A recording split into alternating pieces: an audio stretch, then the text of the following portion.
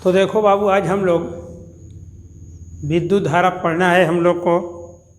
हम आशा करते हैं कि आप लोग जहाँ पर भी होंगे अच्छे तरीके से होंगे। इस समय आपदा की घड़ी में, दुख तकलीफ़ की घड़ी में हम लोग जितने अपने को संयम रखेंगे उतना ही हम लोगों के लिए बेहतर होगा। और पढ़ाई का कार्यक्रम हम अपने ढंग से करते रहें, यही समय की मांग है। और इंसान को समय के अनुसार ही क्या होना चाहिए, चलना चाहिए, नहीं तो बड़ा दिक्कत हो जाएगा आगे चलकर। तो इसके पहले जो भी हम लोग टॉपिक पढ़े हैं उसको धारा के सपोर्ट करने के लिए हम पढ़े हैं कि धारा को कैसे सपोर्ट किया जाएगा। तो विद्युत धारा की प्रबलता में एक अनुप्रस्थ काट का बहुत महत्वपूर्ण होता है। तो इसमें अनुप्रस्थ काट के बारे में थोड़ा सा समझिए। ये चालक है, ये चालक तार, चाहे तार पतला हो चाहे तार मोटा हो, और यही जो भाग होता है बेटा अनुप्रस्थ काट का क्षेत्रफल होता है। क्या होता है? अनुप्रस्थ काट का क्षेत्रफल होता है। हर जगह क्या होता है? ये बराबर होता है। इसी चीज को हम क्या कहते हैं?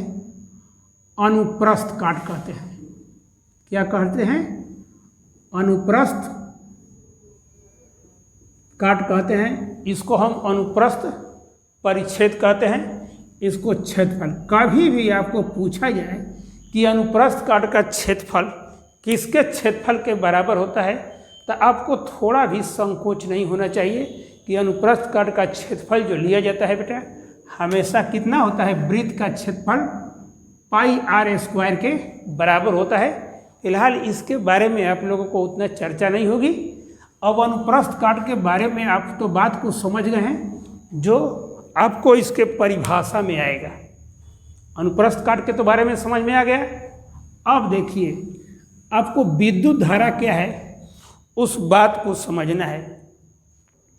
तो कहने का मतलब किसी चालक तार के या किसी चालक के अनुप्रस्थ काट से होकर, किसी चालक के अनुप्रस्थ काट से होकर इकाई समय में, कितने समय में? इकाई समय में प्रवाहित होने वाले आवेश के परिमाण को हम विद्युत धारा कहते हैं। और विद्युत धारा एक अदिश राशि होती है। क्या होती है? विद्युत धारा एक अदिश राशि होती है। कभी कभी किताबों में कहीं कहीं आपको टेंसर राशि शब्द भी मिलेगा। और टेंसर राशि का मतलब होता है कि वह राशि जो सदिश और अदिश जैसा दोनों भी व्यवहार करती है। लेकिन यह भी विद्युत धारा भी क्या है?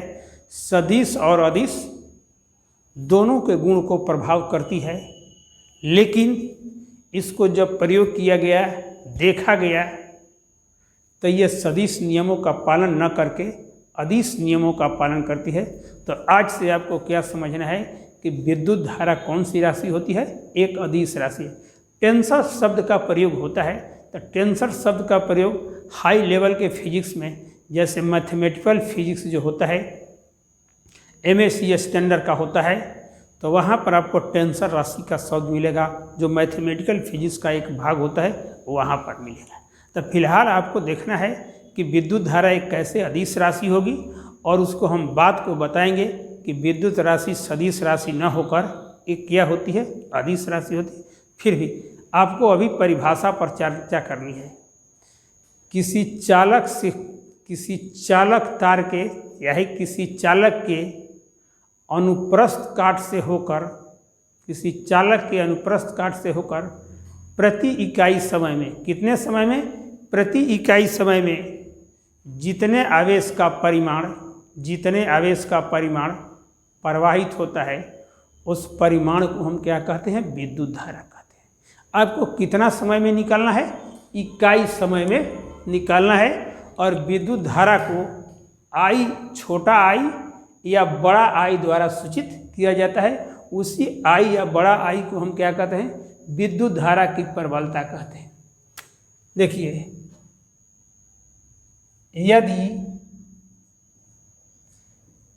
यदि किसी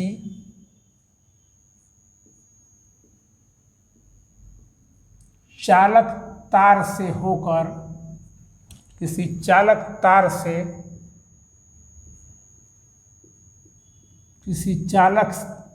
होकर टी समय में क्यू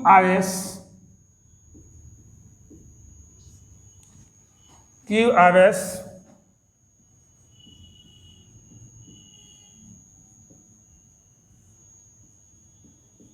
प्रवाहित हो रहा है,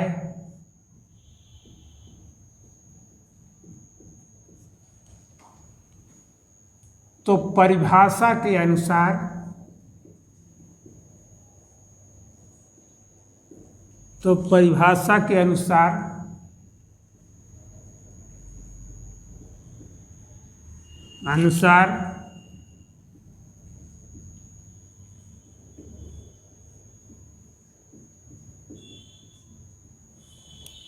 विद्युत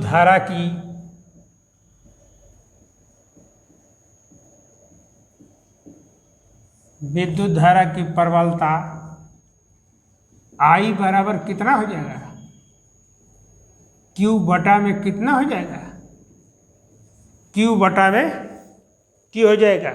विद्युत धारा की प्रबलता I बराबर कितना होगा, Q बटा में T। अब देखिए, आपको बताया जा रहा है यूनिट पर I बराबर Q बटा में T कैसे आया, इस बात को देखिए बाबू समझाया जा रहा है। ध्यान दीजिए तरफ में, चूंकि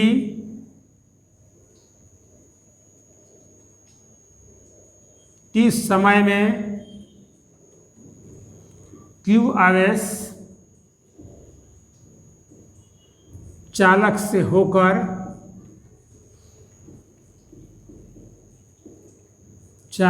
होकर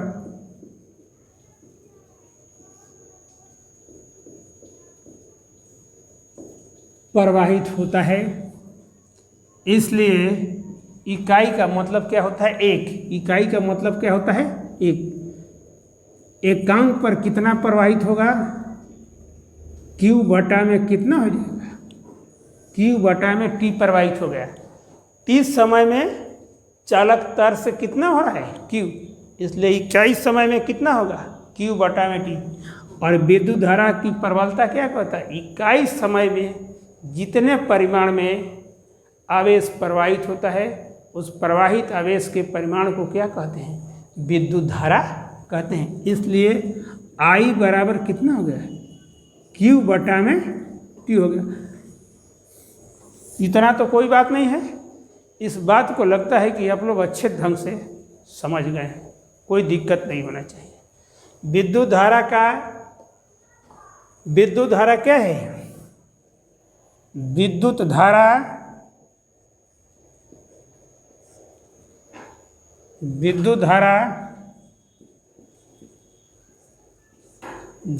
एक अदिश राशि है। विद्युत धारा एक अदिश राशि है।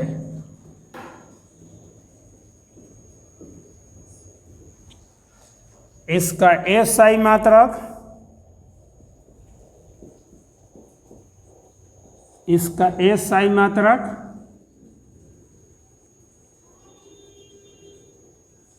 एम्पियर।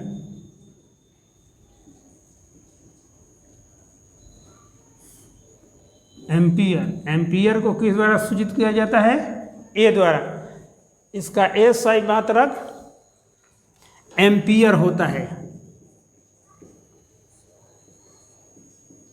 1 एम्पियर देख लीजिए कितना के बराबर होता है, I बराबर Q बटा में T।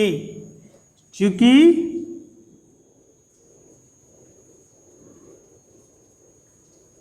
1 एम्पियर एक क्या होता है, आवेश की मात्रा कितना होता है, कूलम्ब होता है। ये कितना हो गया, एक सेकंड हो गया। एक कूलम्ब बटा में कितना हो गया, एक सेकंड। इसको ऊपर ले जाएंगे तो कितना होगा,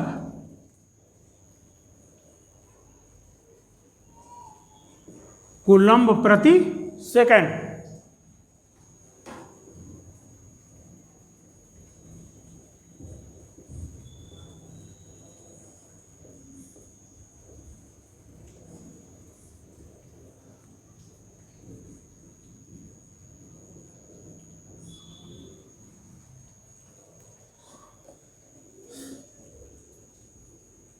चूंकि एक कूलम्ब प्रति सेकंड बराबर कितना होता है, एक एम्पियर। क्या होता है, एक एम्पियर होता है। अतः इसका एसआई मात्रक कितना होता है, एक एम्पियर के बराबर होता है। एक कूलम्ब बराबर, एक कूलम्ब प्रति सेकंड बराबर कितना होता है, एक एम्पियर के बराबर होता है। इसके बाद हम पढ़ेंगे एक एम्पियर की परिभाषा, हम बेटा पढ़ेंगे। इतना तक तो कोई दिक्कत नहीं है आप लोग को।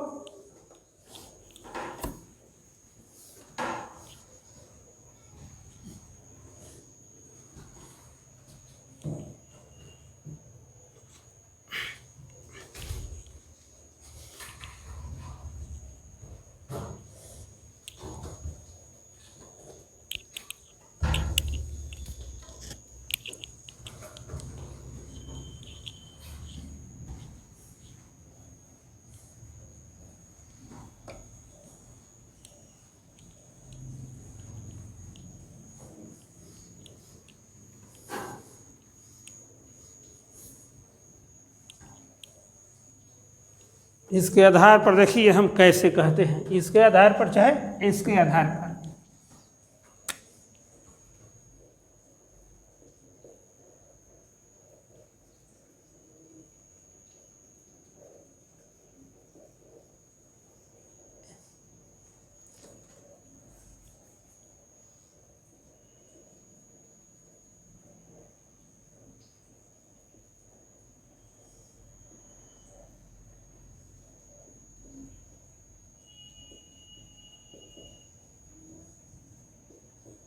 एक एम्पियर की परिभाषा देखिए। कहने का मतलब कि एक एम्पियर इसी के ना कहते हैं, क्या कहते हैं, एक एम्पियर इसी को कहते हैं। तो कहने का मतलब जहाँ नहीं कुछ तो यहाँ पर भी 1 है और यहाँ पर भी 1 है। यदि किसी चालक तार से होकर एक सेकंड में कितना, एक सेकंड में एक कूलम्ब आवेश प्रवाहित होता है। एक सेकंड में कितना होना चाहिए, एक कूलम्ब आवेश प्रवाहित होना चाहिए, तब जाकर विद्युत धारा की मात्रा क्या होती है, एक एम्पियर के बराबर होती है।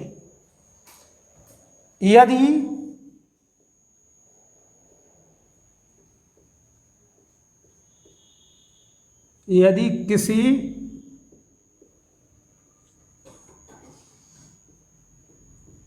चालक तार से होकर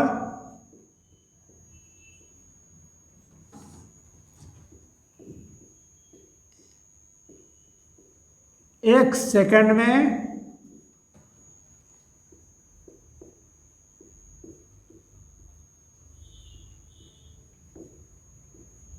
एक एम्पियर की, यदि किसी चालक तार से होकर एक सेकंड में एक एम्पियर की विद्युत धारा, एक एम्पियर की विद्युत धारा, एक एम्पियर की विद्युत धारा प्रवाहित होती है,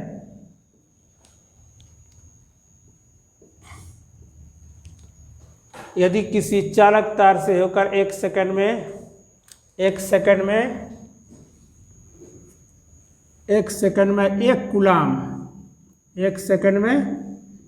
एक कूलम्ब एक कूलम्ब आवेश, एक कूलम्ब आवेश, एक कूलम्ब आवेश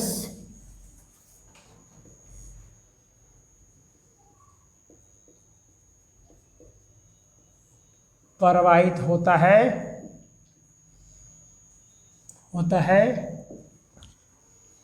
तो धारा का मान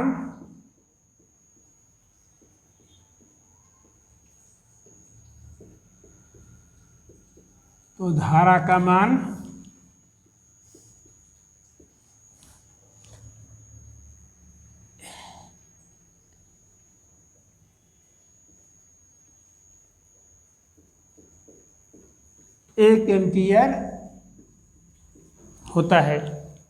अब तो कोई दिक्कत नहीं होनी चाहिए।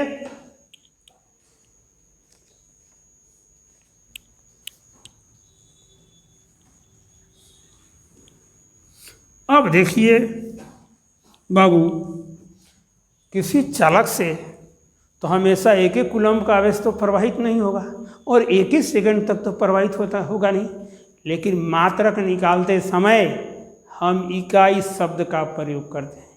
अच्छा, यही तुम लोग बताओ, 100 नोट 500 का नोट तुम्हारे पास आ जाता है तो पहले 500 का नोट बना होगा, पहले 1 पैसा बना था। क्या था? 1 पैसा। उसी तरह मात्रक जब भी सेलेक्ट किया जाता है तो यूनिट सेलेक्ट किया जाता है कि वो 1 का सेलेक्ट किया जाता है कि उसका कैसे मापन किया जाएगा। हर चीज़ में पहले छोटा चीज़ लेकर चला जाता है।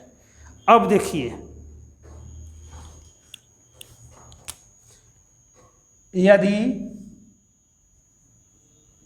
यदि किसी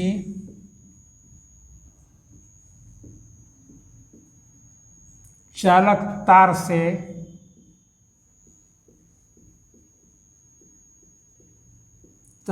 होकर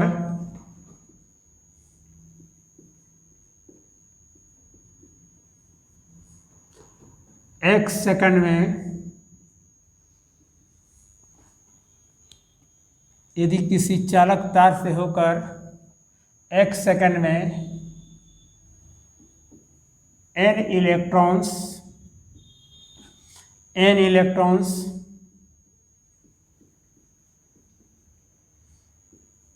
प्रवाहित होते हैं तो तीस सेकंड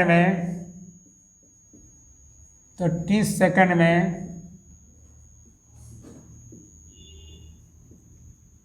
प्रवाहित होने वाले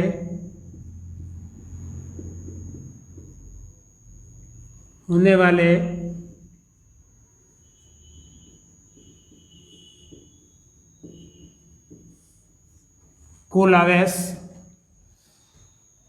आवेश Q बराबर कितना होता है? n इंटू 1 सेकंड में n इलेक्ट्रॉन, तो 30 सेकंड में कितना हो जाएगा? n इंटू ई, जहां E बराबर 1 इलेक्ट्रॉन पर आवेश कितना होता है? 1.6 गुणे 10⁻⁻⁹ कूलम्ब। जहाँ E बराबर 1 इलेक्ट्रॉन पर आवेश 1.6, उससे हमको मतलब नहीं है। E क्या है? 1 इलेक्ट्रॉन पर आवेश। तो चूंकि I बराबर कितना होता है? Q बटा में T होता है। चूंकि I बराबर कितना होता है? चूंकि I बराबर Q बटा में T, इसलिए I बराबर कितना हो जाएगा? Q की जगह पर कितना हो जाएगा? n इंटू ई बटा में कितना हो जाएगा? T। यह समीकरण कितना हो गया? 2 हो गया। अब तक क्लियरेंस हो गए। तो जब ज़्यादा से ज़्यादा इलेक्ट्रॉन प्रवाहित होता है तो I बराबर होता है n इंटू ई बटा में कितना होता है? T होता है। कोई परेशानी नहीं है। अब देखिए बड़े मात्रकों में कैसे तब्दीली करते हैं। ये जो एम्पियर होता है, ये बड़ा मात्रक है। इसको छोटे मात्रकों में इस प्रकार व्यक्त करते हैं। चूंकि चूंकि एम्पियर विद्युत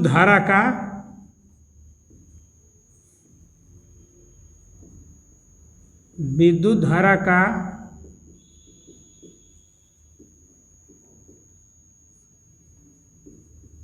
बड़ा मात्रक है,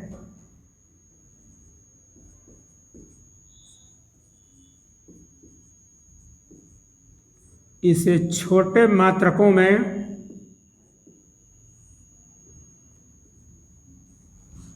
इस प्रकार व्यक्त करते हैं।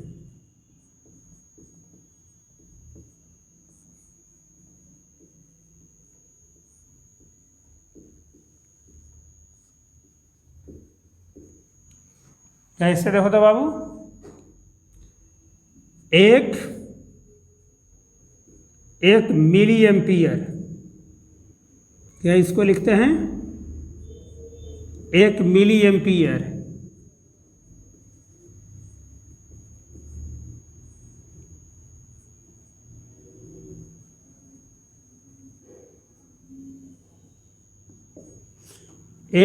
एम्पियर बराबर होता है 10⁻³ एम्पियर होता है। क्या होता है? 10⁻³ एम्पियर।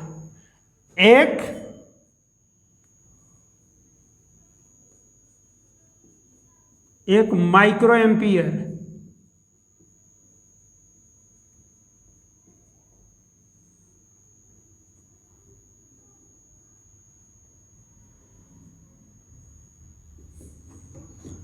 10⁻⁶ एम्पियर। एक नैनो एम्पियर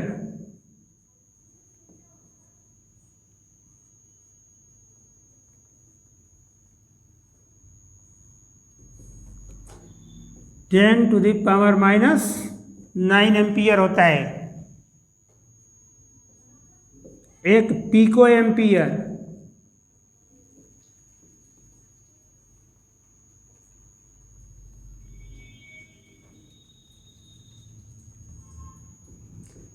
10⁻⁻ कितना होता है? 12 एम्पियर होता है। एक मिली एम्पियर बराबर इतना होता है, एक माइक्रो एम्पियर, एक नैनो एम्पियर, एक पिको एम्पियर होता है। इसमें तो कोई दिक्कत नहीं होनी चाहिए आप लोग को।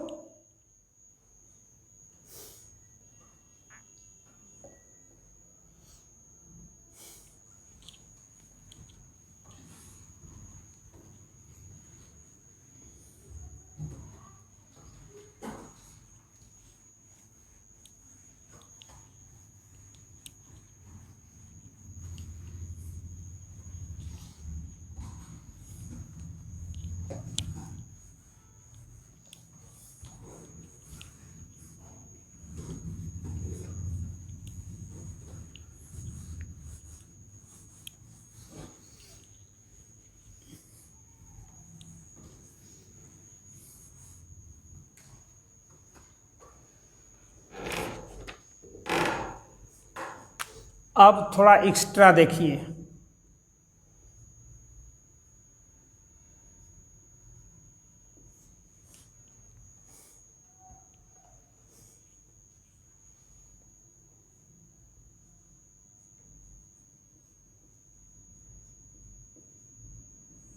विद्युत धारा का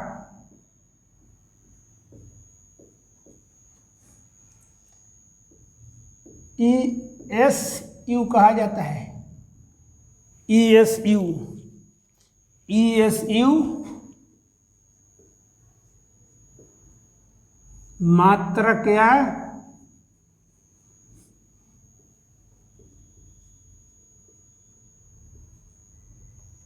मात्रक या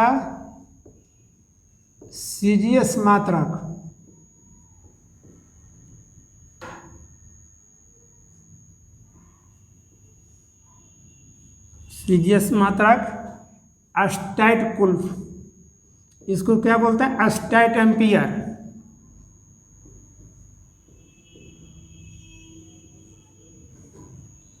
अस्टैट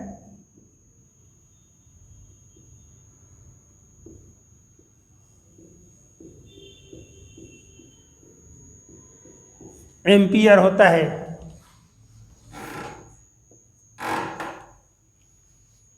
विद्युत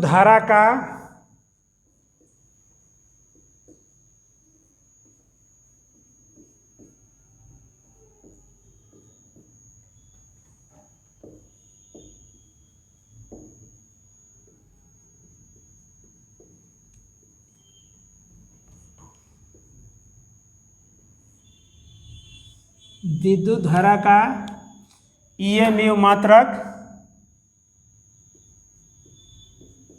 एब्सोल्यूट एम्पियर, इसको क्या कहा जाता है? Absolute ampere.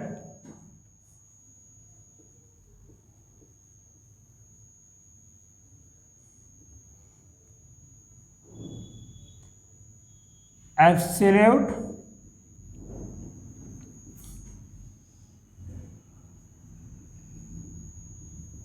एम्पियर, इसको कहा जाता है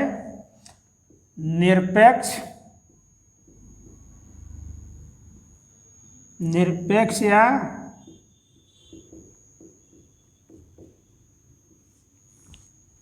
वास्तविक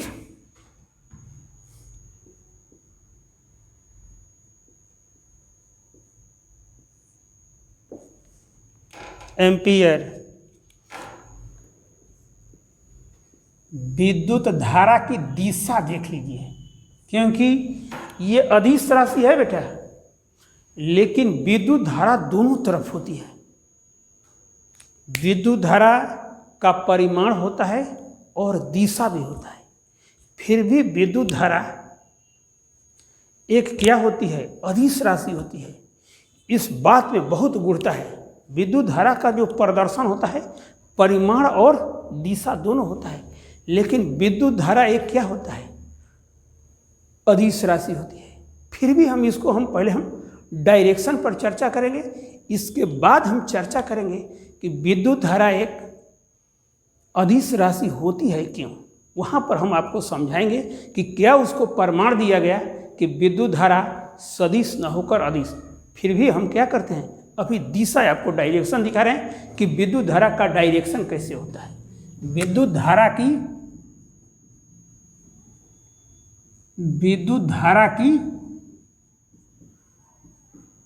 दिशा, डायरेक्शन ऑफ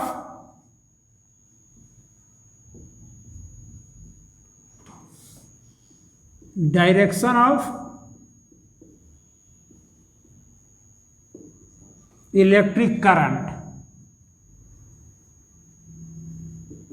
थोड़ा इसको फिगर हम बना रहे हैं, फिगर में थोड़ा सा आराम से थोड़ा सा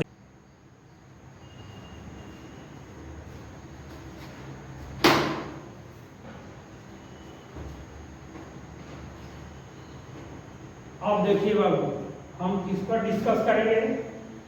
विद्युत धारा की दिशा। हमने कहा है ना कि विद्युत धारा में परिमाण और दिशा होता है, और विद्युत धारा की दिशा में हम क्या करेंगे? डिस्कस करेंगे कि विद्युत धारा की दिशा क्या होती है। थोड़ा इसको देखिए, रफ में समझिए। ये उतारने वाला चीज है, ये कोई जरूरी नहीं उतारिएगा, इसको समझना है। जितना बढ़िया से समझिए कि विद्युत धारा का डायरेक्शन होता है।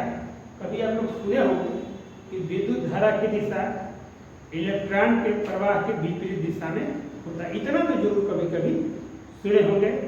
अर्थात विद्युत धारा का प्रवाह उच्च विभव से निम्न विभव की ओर होता है। कैसे होता है, इस बात को हम दर्शाएंगे। पहले देखिए, यह क्या है?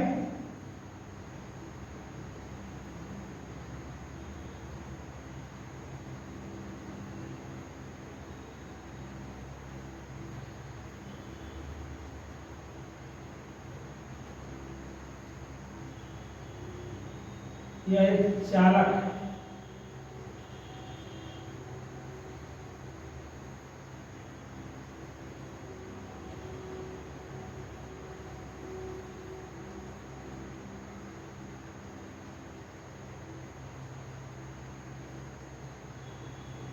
देख रहे हैं ना, यही अनुप्रस्थ काट का क्षेत्रफल है। यह अनुप्रस्थ काट का क्षेत्रफल है, और ये क्या है? अनुप्रस्थ काट का क्षेत्रफल है। इसको ए बिंदु से डिनोट कीजिए, इसको क्या कीजिए, बी बिंदु से डिनोट कीजिए। दो बिंदु हो गया। यह क्या होता है, माइनस ले लिया जाए, आइए क्या होता है, प्लस हो जाता है। तार में दो चीज को जोड़ा जाता है, एक प्लस और एक माइनस। माइनस क्या होता है, निम्न विभव होता है। क्या होता है,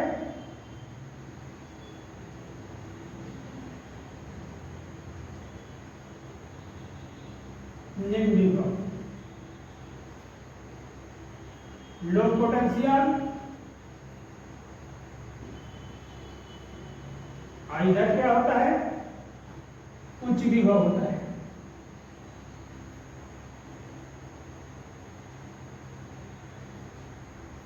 इसको कहते हैं हाई पोटेंशियल।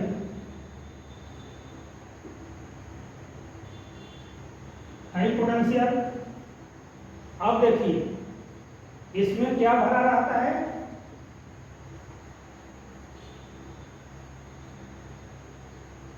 इलेक्ट्रॉन होता है। क्या होता है,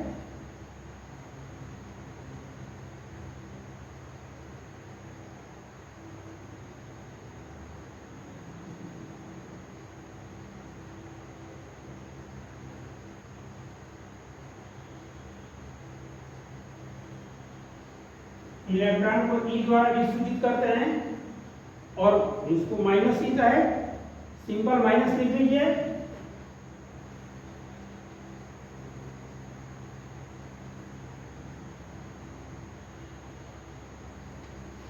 जब तार का कनेक्शन नहीं किया जाता है तो किसी धातु में इलेक्ट्रॉन जो होता है धातु के पृष्ठ पर चारों तरफ से अनियमित रूप से गति करता है। इस साइड में भी गति होगा, इस साइड में भी गति होगा, इस साइड में भी गति होगा। तो क्या करते हैं, ये आपस में क्या करते हैं, मेटल के अंदर ही टकराते रहते हैं, लेकिन किसी भी परिस्थिति में इसका कनेक्शन धन से नहीं हो पाता है और ये अपने आप में क्या होते हैं, एक दूसरे को नष्ट करके उसी पर मेटल में क्या हो जाते हैं, रह जाते हैं। इतना तो क्लियर हो गया। जब धन विभव को और ऋण विभव को एक बैटरी से जोड़ दिया जाता है, क्या किया जाता है, एक बैटरी से जोड़ दिया जाता है।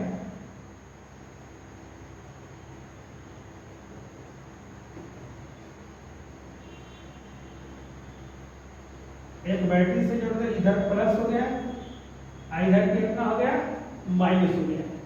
जब इसको जोड़ दिया जाता है तो इलेक्ट्रॉन को धन विभव क्या करता है, अपनी तरफ खींचने लगता है। क्या करता है, अपनी तरफ खींचने लगता है और इस पर क्या एक आरोपित हो जाता है, विद्युतीय क्षेत्र आरोपित हो जाता है। और विद्युतीय क्षेत्र का डायरेक्शन कैसे हो जाता है, विद्युतीय क्षेत्र का जो डायरेक्शन होता है धन से किधर होता है, ऋण की तरफ होता है। धन से किस साइड में जा रहा है, ऋण की तरफ हो रहा है। अब यहाँ पर जब इलेक्ट्रॉन का डायरेक्शन कैसे हो गया, इलेक्ट्रॉन का डायरेक्शन ऐसे हो गया।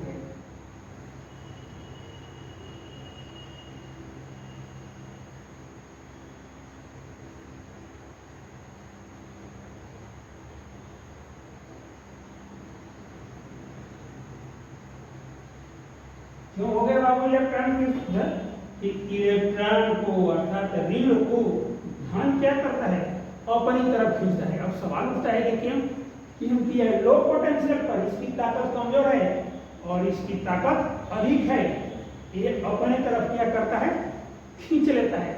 और अपने तरफ जब तुम लोग कभी कभी देखते हो, कभी माइनस टर्मिनल को भी धन के टर्मिनल की तरफ लगाओ ना, जब कनेक्शन किया जाता है क्या करता है, अपनी तरफ तेजी से क्या करेगा, खींच लेता है।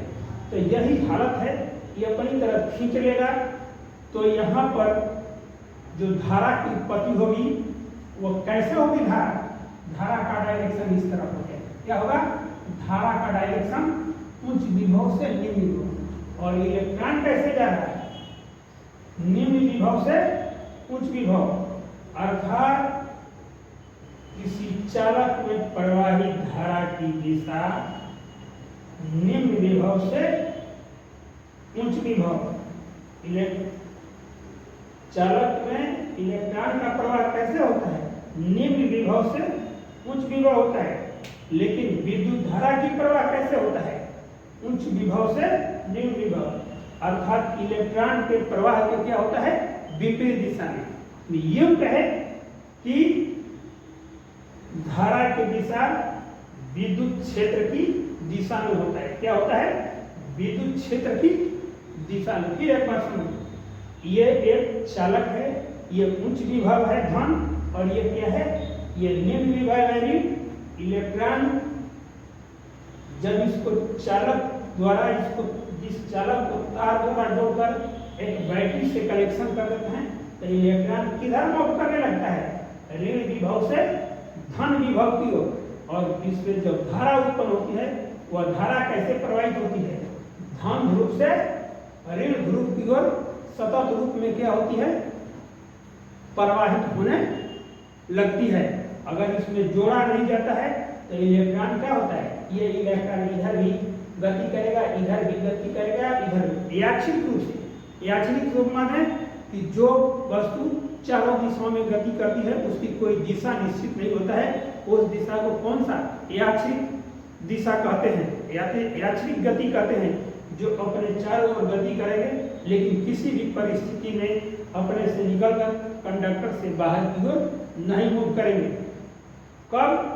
जब कोई चालक तार से इसको जोड़ा नहीं जाता, कोई बैटरी से जोड़ा नहीं जाता है, किसी सेल से जोड़ा नहीं जाता है, तो उसी तब देखो यहाँ पर लिखा है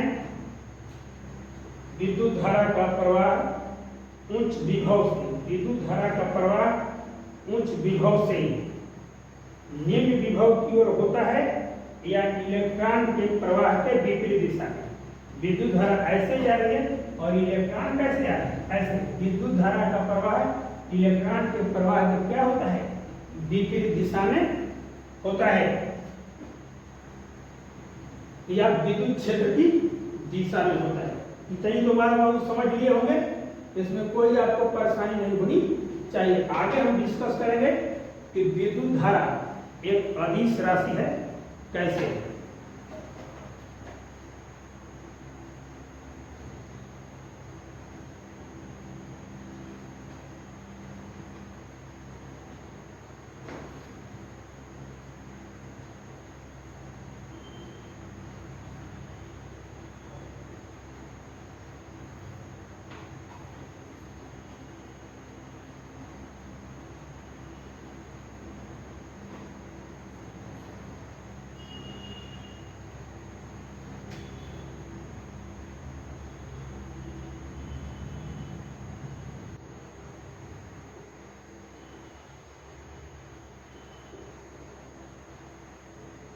विद्युत धारा एक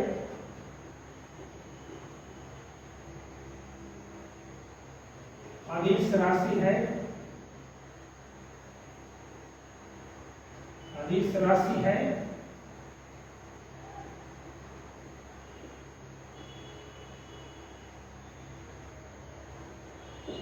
कैसे? पहले इसको थोड़ा सा फिगर में समझिए, हर चीज स्पष्ट हो जाएगा। यहां पर एक बिंदु है, इस तरह से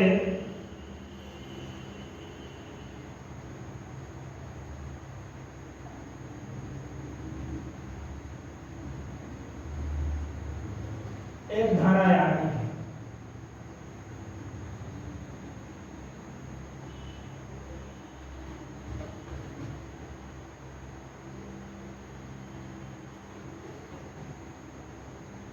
और एक धारा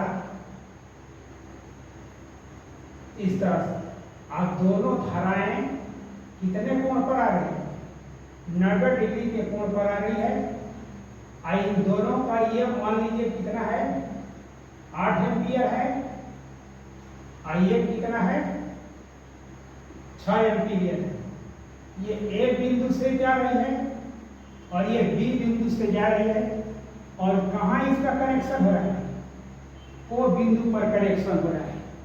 अब ये दो रेखाएं हैं, अब इसको समानांतर चतुर्भुज से कैसे करेंगे, दोनों को जब मिलती है, ये बिंदु पर मिलती है, तो ये इस तरीके से ये आगे की तरफ बढ़ती है।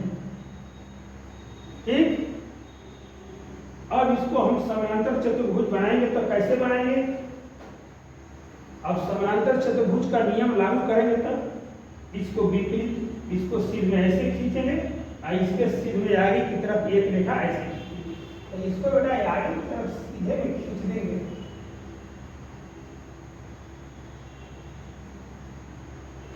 और इसको हम ऐसे खींच देंगे,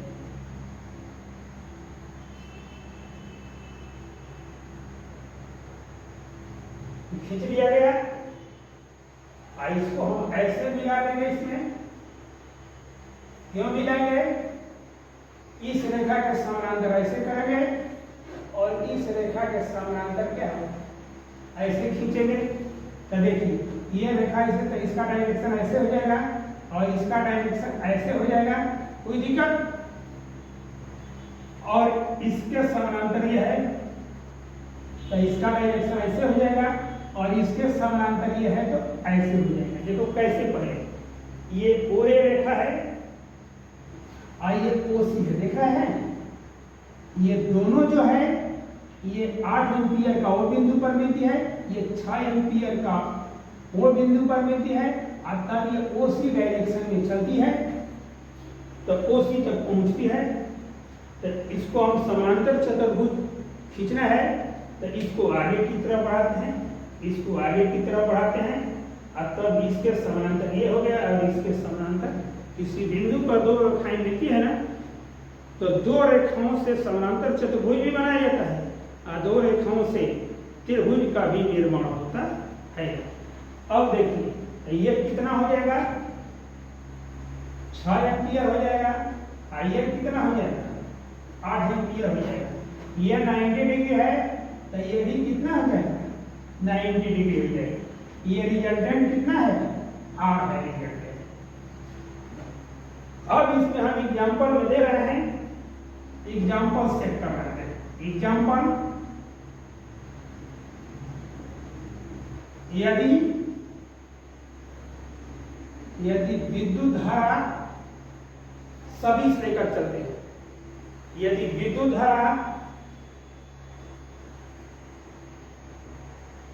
सदिश राशि है तो परिणामी धारा R बराबर कितना हो जाएगा, सदिश योग के समानांतर चतुर्भुज नियम से कैसे होगा, सदिश योग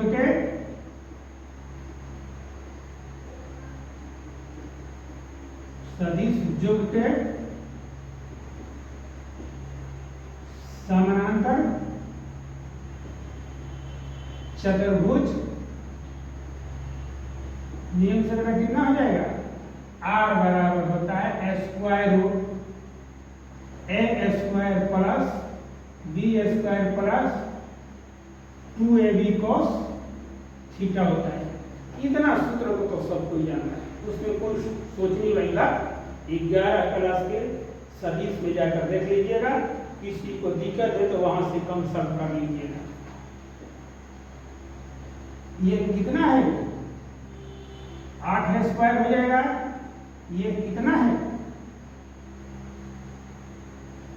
ये 6 है तो 6 स्क्वायर प्लस 2 गुणे 8 गुणे 6, और कॉस कितना होता है, थीटा के जगह में बेटा कितना है, कॉस 90, और चूंकि कॉस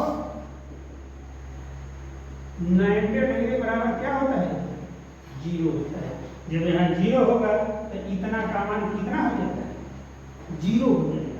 जब इतना का मान 0 हो जाएगा तो क्या बचेगा,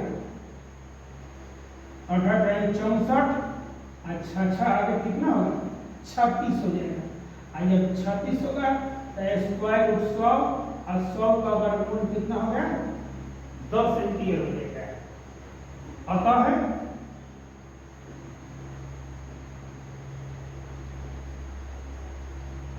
तब परिणामी विद्युत धारा बराबर 10 एम्पियर होगा। लेकिन प्रयोग द्वारा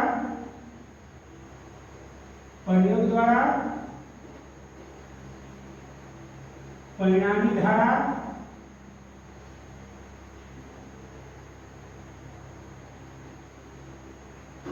धारा बराबर 8 ampere plus 6 ampere plus 14 ampere होगा, जो साधारण बीजगणितीय नियम का पालन करता है। जो साधारण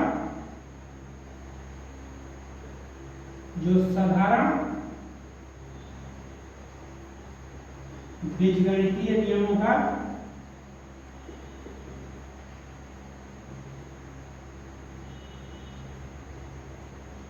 पालन करता है। जो साधारण बीजगणितीय नियम का पालन करता है। अतः विद्युत धारा एक अदिश है। क्या होगा? अतः विद्युत धारा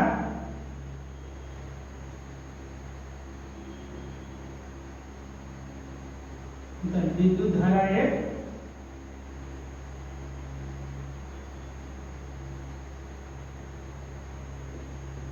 ये रफ वर्क है। क्या हो गया आपका? ये रफ वर्क हो गया। क्या हो गया?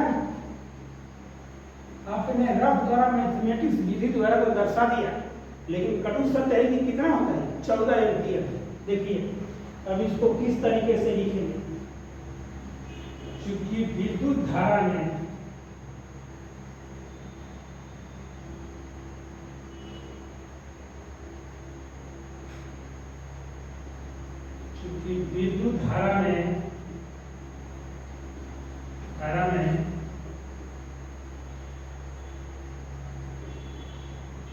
परिमाण एवं दिशा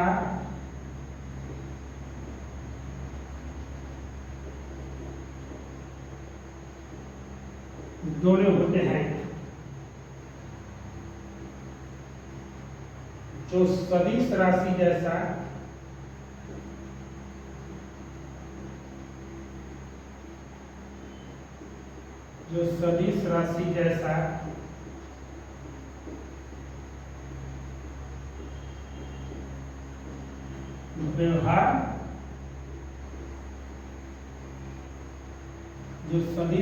जैसा व्यवहार करता है, लेकिन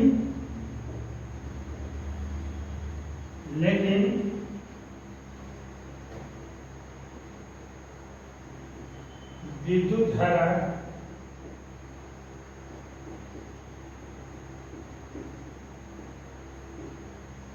एक अदिश राशि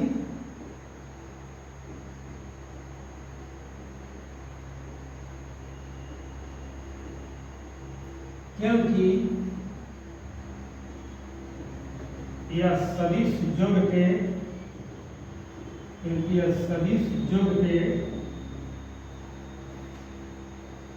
जोड़ के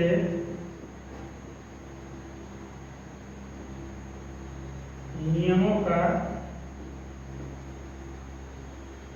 पालन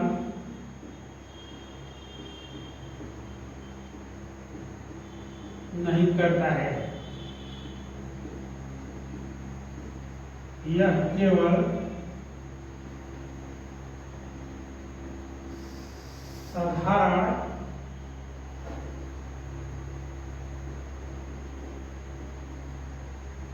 बीजगणितीय नियमों का